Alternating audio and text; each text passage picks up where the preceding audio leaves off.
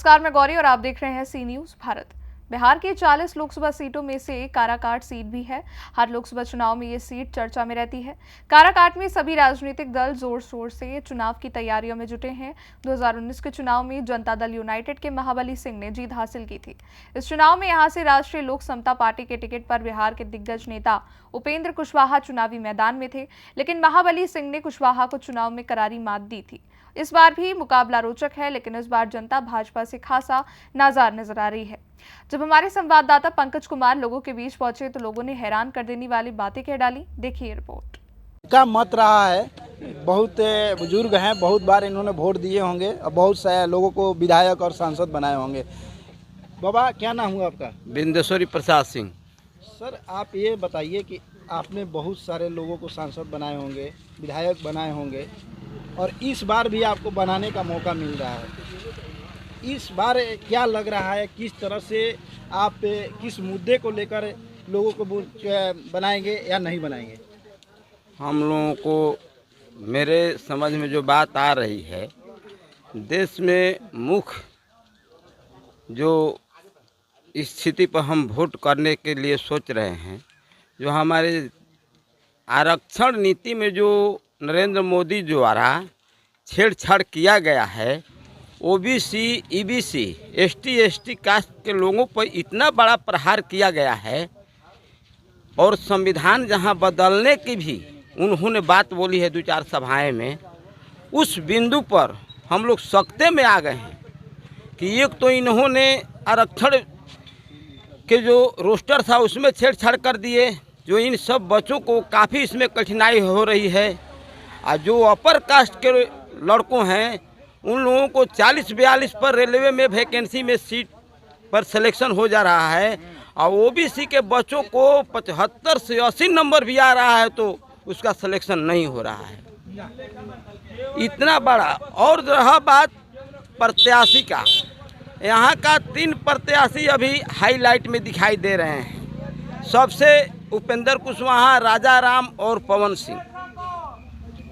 लेकिन राजा राम और पवन सिंह बहुत ही पढ़े लिखे लोग हैं और बहुत ही राजनीति का ये लोग जानकार हैं, बहुत दिन से राजनीति लोग कर रहा है, तो ये लोग वोट देने के योग्य है। लेकिन बदली हुई परिस्थिति में नरेंद्र मोदी के क्रियाकलाप से उपेंद्र कुशवाहा को परेशानी आ रही है। इस स्थिति में राजा राम जी मजबूत होते जा रहे हैं।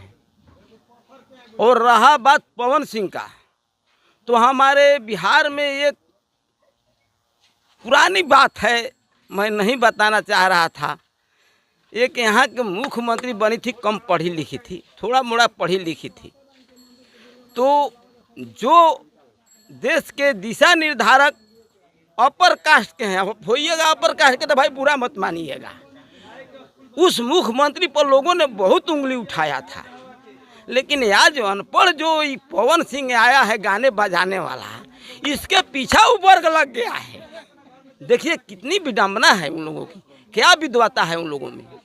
इतने दिन से हम आज डायरेक्ट देखिए बता रहे हैं, हम गांव में रहते हैं, हम ब्राह्मणों और राजपूतों पर फोकस कर रहे हैं कि कैसे राबड़ी देवी को उन लोगों ने अनपढ़ बोल रहा था और पवन सिंह के पीछे लग गए हैं। पवन सिंह भी बीजेपी के ही सदस्यता है, और बीजेपी यहाँ पर पवन सिंह भी लड़ रहे हैं निर्दलीय से, यहाँ पर राजा उपेंद्र कुशवाहा भी बीजेपी से लड़ रहे हैं। 2 ही कैंडिडेट यहाँ से बीजेपी से हैं। इसको लेके क्या कहेंगे? क्या इसमें कहीं बीजेपी के अब हम लोग उतना उन लोगों को इंटरनली पार्टी लाइन पर हम लोग नहीं जा रहे हैं, ठीक ना।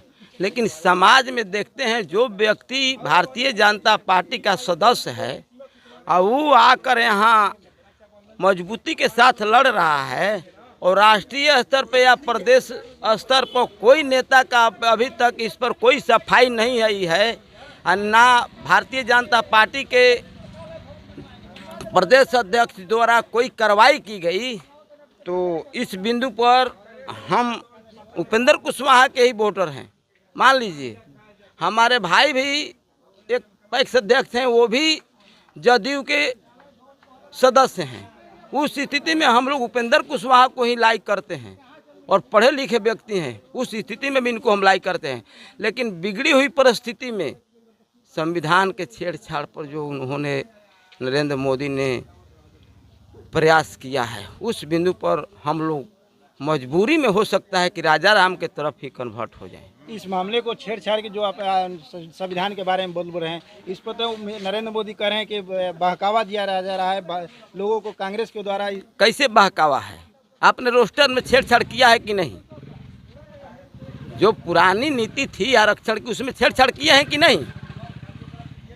बहुत से लोग अनपढ़ लोग हैं हमारे वर्ग में, हम भी कम में पढ़े लिखे हैं, लेकिन हमारे कुछ विद्यार्थी बाबू हैं जो बता रहे हैं अपनी विडंबना को कि यहाँ कमी है। उसी बात को मैं रख रहा हूँ। अच्छा, मोदी सरकार जिस समय 2014 से लगातार यहाँ पर चुनाव लड़ने का पर जीत रही है, उस समय जब 14 में चुनाव लड़ रहे थे नरेंद्र मोदी बहुत सारे दावे किए थे, क्या वो दावे अभी तक मिल रही है लोगों को या नहीं मिल रही है? ये तो सब सारा चीज़ लोग बता रहे हैं, हम लोग टीवी के माध्यम से देख रहे हैं, लेकिन उस बिंदु पर वो कुछ जवाब ही नहीं दे रहे हैं। उतना छोड़िए ना, हमारे देश का चौथा स्तंभ मीडिया है। देश के रियल चीज़ मीडिया दिखाती है। वो इतना नकारा प्रधानमंत्री हुए कि मीडिया के सामने अभी आज तक आकर खड़ा नहीं हुए, तो अब इससे ज़्यादा मैं क्या बताऊं? विकास क्या है? राशन बताते हैं कि राशन हम 5 किलो फ्री में देते हैं। ये 2013 का योजना है, उस समय मनमोहन सिंह प्रधानमंत्री थे, ठीक ना। 80% लोगों को खाद्य सुरक्षा बिल योजना 2013 में लॉन्च किया था, ठीक ना।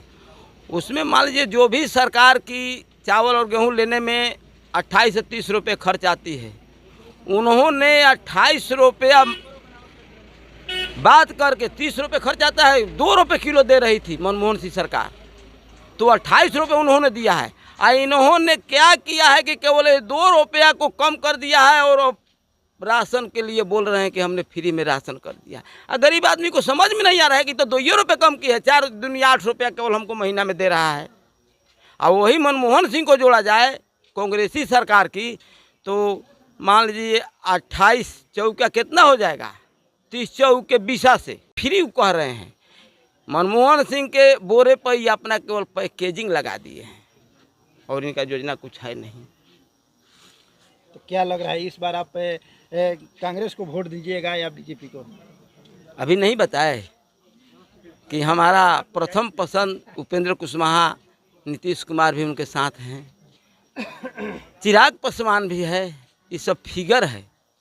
नरेंद्र मोदी के नाम पर वोट नहीं मिल रहा है, नहीं मिलेगा। जो आज फंसे हैं उपेंद्र जी नरेंद्र मोदी के क्रियाकलाप से फंसे हैं। उत्तर प्रदेश में 2 लड़का वहाँ उस सब के जवाब नहीं दे पा रहे हैं, खटाखट करवा। किसानों के लिए क्या किए हैं बीजेपी? किसानों के लिए कहाँ खाद? देखिए हमारे भाई पैक्स अध्यक्ष हैं, ठीक ना, वो 1000 में 12, 32, 16 का खाद बेचते थे। आए सस्ता में 1500 रुपया, लगभग 1470 रुपया कर दिए। गैस का जहाँ तक सवाल है, किसान घरे गैस नहीं चलता है। किसान के सिलेंडर लेकर 2014 में रोड पर घूम रहे थे भारतीय जनता पार्टी के लोग। आज जब ही आए सत्ता में उसको एक बार जंप कर दिए, एकदम 1200 रुपया पहुँचा दिए और 200 रुपया उसमें घटाए हैं चुनाव से थोड़ा सा पहले। अब कह रहे हैं कि 200 रुपया हमने कम कर दिया, लेकिन कभी इन्होंने नहीं बोला कि हमने 400 को 1200 कर दिया, 800 रुपया। इतना इसमें चोरी करने का माइंड, चोर माइंड का ही प्रधानमंत्री है, चोर माइंडेड। अपने बात को एक शब्द कभी नहीं रखा। क्या लग रहा था इस बार भी चुनाव में चोरी माइंड काम करेगा या नहीं करेगा? नहीं, समय नहीं। एकदम इतना बड़ा परिवर्तन उत्तर से लेकर दक्षिण तक हो गया है, पूर्व से लेकर पश्चिम तक नहीं चलेगा। कर्नाटक से लेकर ममता बनर्जी, सिद्धारमैया से लेकर ममता बनर्जी, और वहाँ से महबूबा से लेके स्टालिन तक कहीं बीच में जगह नहीं है। 1-2 जगह हैं, मध्य प्रदेश में थोड़ा सा है। लग रहा है इस बार बीजेपी जिस तरह से दावे कर रही है 200 पार 400 पार, कहाँ? अब तो 8 दिन से बंद कर दिए हैं 800 पार 400 पार 8 दिन से बंद कर दिए। अब वो सोच रहे हैं कि कसम हम 272 का आंकड़ा छू ले, लेकिन संभव नहीं दिखाई दे रहा है। लोगों के भाव से, स्वभाव से, उन लोगों को फिगर से। भारतीय एनडीए के जो भी है, नीतीश कुमार भी उनके चक्कर में फंस गए।